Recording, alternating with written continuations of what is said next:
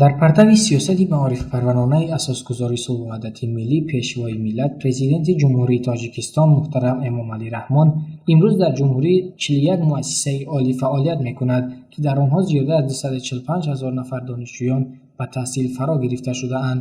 донишгоҳи давлатии Кӯлоб ба номи Абу Абдуллоҳи Рӯдакӣ яке аз донишгоҳҳои бонуфуз дар ҷануби Тоҷикистон мебошад, ки наздики 11 000 нафар донишҷӯ дар он таҳсил мекунанд. донишгоҳ дорои хобгоҳи ба талаботи замон ҷавобгӯ буда бо шароити хуби зиндагӣ таъмин аст. 31 декабри соли 2021 бо ташаббуси бевоситаи ректори донишгоҳ доктори илмҳои педагогӣ профессор Мирализода Абдусалом Мусаффо дар хобгоҳи мазкур нуқтаи гармидиҳӣ кушода ба истифода дода шуд, ки дар кушодашавии он иҷрокунандаи вазифаи раиси шаҳри Кӯлоб Назарзода Бахтиёр Худоёр ширкат варзида буданд. акнун тамоми хобгоҳ ба гармӣ дар фасли зимистон таъмин шуд. ман Зуҳрои Даврон сокини ноҳияи Мир Саид Али Ҳамадонӣ мебошам. ман тӯли 2 сол мешавад, ки дар донишгоҳи давлатии Кӯлоб ба номи Абу Абдуллоҳи Рӯдакӣ факултаи физика математика таҳсил менамоям. тӯли 2 сол мешавад, ки дар хобгоҳи донишҷӯ духтарони донишгоҳи давлатии Кӯлоб ба номи Абу Абдуллоҳи Рӯдакӣ истиқомат мекунам. дар ҳақиқат хобгоҳи мо дорои шароитҳои беҳтарин мебошад. барои гузаронидани фасли зимистон боиси хурсандиест, ки дар хобгоҳи мо донишҷӯ духтарон як нуқтаи гармдиҳӣ пайваст гардид. мо аз ин донишҷӯ духтарон хело ҳам хурсанд мебошем. ман аз номи худам ва аз номи тамоми донишҷӯ духтарони донишгоҳи давлатии Кӯлоб миннатдории худро ба ҳукумати ҷумҳурии Тоҷикистон, алал хусус ба пешвои муаззами миллат муҳтарам Эмомалӣ Раҳмон ва роҳбарияти донишгоҳи давлатии Кӯлоб мерасонем, ки барои мо донишҷӯ духтарон чунин шароитҳои беҳтаринро фароҳам оварданд. ман ваъда медиҳам, ки донишгоҳи давлатии Кӯлобро бо баҳои хубу аъло хатм намуда дар оянда барои халқи худ содиқона хизмат намоям. ва зикр кард, ки дар ошёнаи аввали хобгоҳ як ҳамоми замонавӣ баҳри истиқоматкунандагон бо шароитҳои хуб сохта шуда истодааст ва дар назар аст, ки то ҷашни Наврӯз онро ба истифода бидиҳанд. инчунин дар ҳамом як ҳуҷраи бухорӣ низ мавҷуд аст, ки донишҷӯён метавонанд аз он истифода баранд.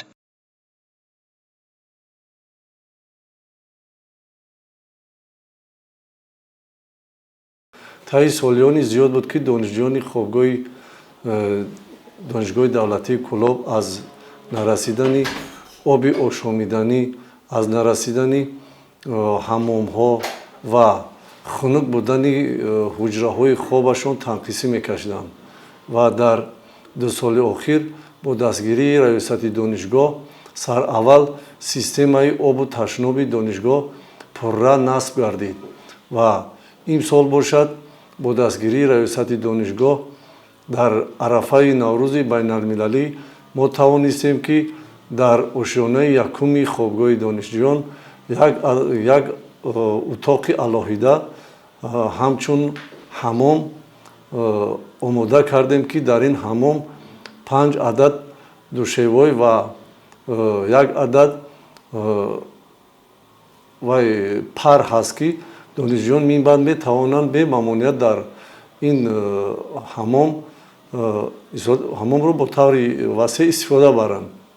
илова бар он рӯзҳои наздик 2 адад мошинаҳои либосшӯӣ ҳам дар ҳамин ҳамом дастрас карда мешавад ва хобгоҳи донишҷӯён имсол пурра ба системаи гармидиҳӣ пайваст шуда то ҳол гармии хонаҳои донишҷӯён пурра амалӣ шуда истодаанд.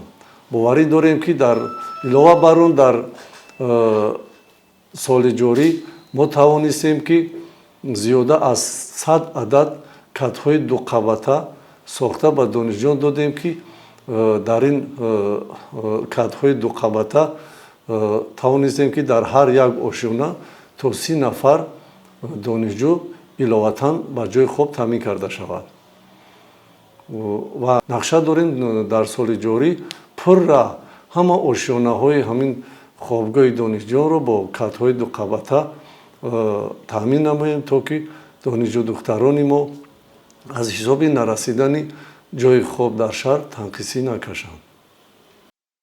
айни ҳол дар хобгоҳи донишҷӯён зиёда аз 360 нафар донишҷӯ духтарон аз тамоми гӯшаю канори кишвар истиқомат мекунанд, ки ҳамаи онҳо ба рахти хоб, обҳои ошомиданӣ, синфхонаҳои қироатӣ ва дигар шароити нави хубу замонавӣ таъмин мебошанд.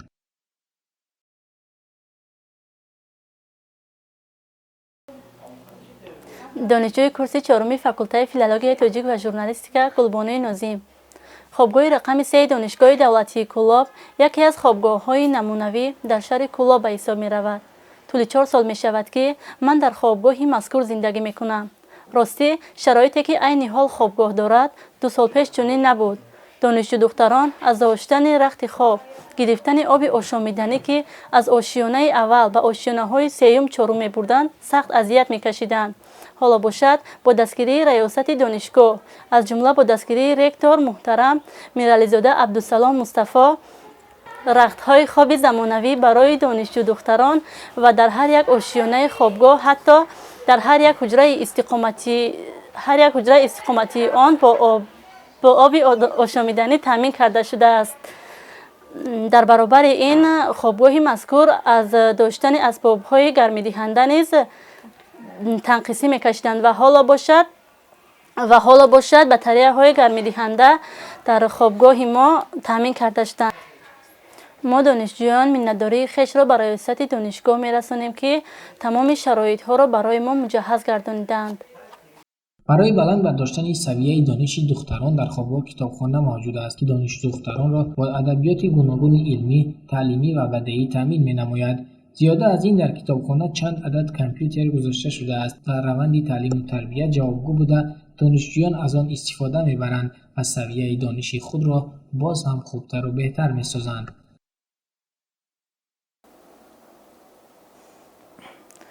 донишҷӯи курси якуми факултати филологияи тоҷик ва журналистика Шукурнаи Саимрод.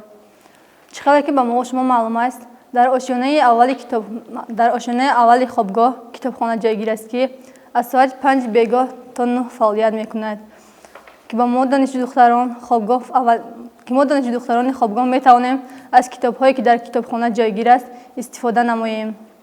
ин барои мо донишҷӯён хело хуб аст, ки вақти пурқимати хешро ба корҳои нолозим сарф накарда ба китобхонӣ машғул шавем. як чизи муҳимро қайд кардан зарур аст, ки имсол китобҳое, ки дар китобхона ҷойгир дастрас набуданд, бо ташаббуси ректори донишгоҳ, яъне муҳтарам Мирализода Абдусалом Мустафо дастрас карданд. дар баробари ин, ки дар китобхона боз компютерҳои заминавие, ки муҷаҳҳаз карданд, ки мо метавонем аз онҳо мавзӯъҳо ва презентасияҳои худро дастрас намоем. донишгоҳ дар тӯли фаъолияти чандин солаи худ ба дастовардҳои бузургу назаррасе ноил гардидааст ва мо низ боварӣ дорем, ки сафи чунин комёбиҳову дастовардҳо вусъат меёбад, чун обод намудани гӯшае аз ватан қарзи ҳар як фарди ҷомеа аст. аз ин хотир моро зарур аст, ки бари пешбури ватани азизамон Тоҷикистон саҳмгузор бошем ва барои боз ободу зебо гардондани он камари ҳиммат бандем.